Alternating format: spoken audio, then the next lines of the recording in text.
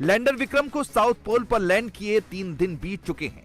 चंद्रमा के दक्षिणी ध्रुव की तस्वीरें आपने देख ली। अब सिर्फ 10 दिन बाकी हैं।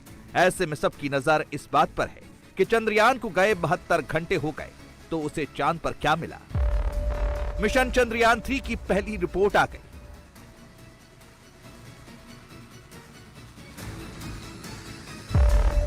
शिव शक्ति स्पॉट पर खड़े विक्रम लैंडर ने चंद्रमा की सतह का तापमान नाप लिया।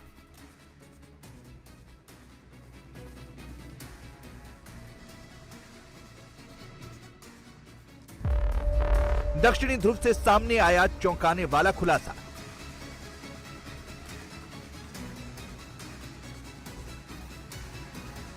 चांद के साउथ पोल से क्या इंफॉर्मेशन सामने आई है, ये हम आपको बताएं। उससे पहले विक्रम लैंडर से यह प्रक्रिया कैसे हुई, उसे समझ लीजिए।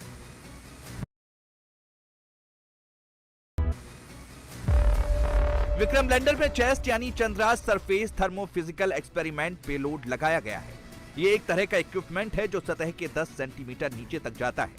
इस पेलोड में 10 अलग अलग टेम्परेचर सेंसर्स लगाए गए हैं। आज इसरो को विक्रम लैंडर ने चंद्रमा के साउथ पोल के तापमान की जो रिपोर्ट भेजी है वो बेहद चौंकाने वाली है। चंद्रमा की सतह से 1 सेंटीमीटर ऊपर तापमान 58 डिग्री के आसपास है, तो वहीं सतह से सिर्फ 8 सेंटीमीटर अंदर टेम्परेचर 0 से -10 डिग्री नीचे है। सतह के ऊपर और नीचे तापमान में इतना अंतर क्यों है? सिर्फ 9 सेंटीमीटर के अंतर पर इतना बड़ा बदलाव क्यों हो रहा है?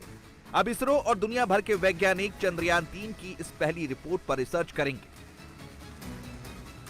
दरअसल विक्रम लैंडर का काम सिर्फ चांद पर लैंड कर रोवर को उतारना भर नहीं है, बल्कि वो शिव शक्ति स्पॉट पर खड़े खड़े चांद से कई साइंटिफिक डेटा कलेक्ट करेगा।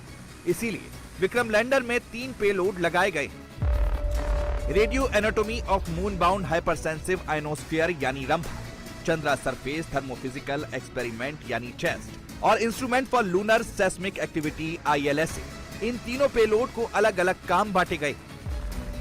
रंभा सतह की मिट्टी में मौजूद प्लाज्मा के घनेपन और उसमें बदलाव का पता लगाएगा। सूर्य की किरणों के कारण चांद की मिट्टी जल गई है, इसलिए प्लाज्मा का अध्ययन जरूरी है। चेस्ट चांद की सतह का तापमान माप रहा है।